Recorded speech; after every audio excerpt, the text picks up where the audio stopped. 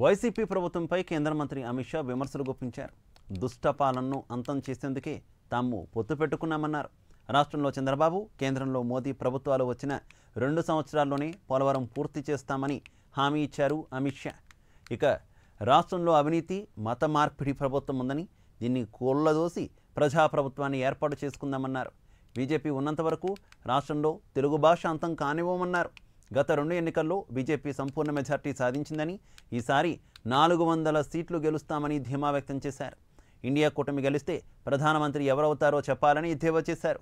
భవ్య రామ మందిర ప్రాణప్రతిష్ఠ కార్యక్రమానికి సీఎం జగన్కు, రాహుల్ గాంధీలకు ఆహ్వానాలు పంపినా రాలేదన్నారు. రామ దర్శనం చేసుకోవడానికి ఇష్టపడని వారికి ఎందుకు ఓటు వేయాలని ఆయన ప్రశ్నించారు. हम अपराध को आंध्र प्रदेश से एक गुंडागर्दी और अपराध को समाप्त करने के लिए अलायंस किए हैं। आंध्र प्रदेश से ये रैंपेंट करप्शन को समाप्त करने के लिए अलायंस किया है। आंध्र प्रदेश से लैंड माफियाओं को समाप्त करने के लिए अलायंस किया है और आंध्र प्रदेश की राजधानी अमरावती को फिर से राजधानी बनाने के लिए अलायंस किया है। भगवान तिरुपति बालाजी की पवित्रता को फिर से प्रस्तावित करने के लिए अलायंस किया है और अंत में तेलुगु भाषा को बचाने के लिए हमारा अलायंस हुआ है। भाई और बहनों, ये जगन जी की जो सरकार है वो तेलुगु भाषा को समाप्त कर प्राइमरी एजुकेशन में अंग्रेजी लाना चाहती है। जगन बाबू, कान खोलकर सुन लो, जब तक भारतीय जनता पार्टी है हम तेलुगु भाषा को समाप्त नहीं होने देंगे। भाई और बहनों, पोलावरम पूरे आंध्र प्रदेश की लाइफलाइन है। ये पोलावरम प्रोजेक्ट आंध्र प्रदेश का जब डिवीजन हुआ तब केंद्र सरकार ने मंजूर किया था, परंतु जगन जी की सरकार ने अपने करप्शन से पोलावरम प्रोजेक्ट को लगभग डिले कर दिया है। भाई और बहनों, मैं आपको एक मोदी गारंटी कहने आया हूं।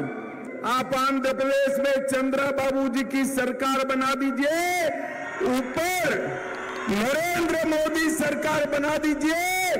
2 ही साल में पोलावरम प्रोजेक्ट को हम समाप्त कर किसानों के खेत तक पानी पहुंचाएंगे। और ये राहुल बाबा और जगन गारू दोनों को राम मंदिर के प्राण प्रतिष्ठा का इन्विटेशन दिया गया, मगर दोनों नहीं गए। भाइयों बहनों, मुझे बताओ, जो राम मंदिर के प्राण प्रतिष्ठा में न जाए, आंध्र वाले उनके लिए वोटिंग करेंगे क्या?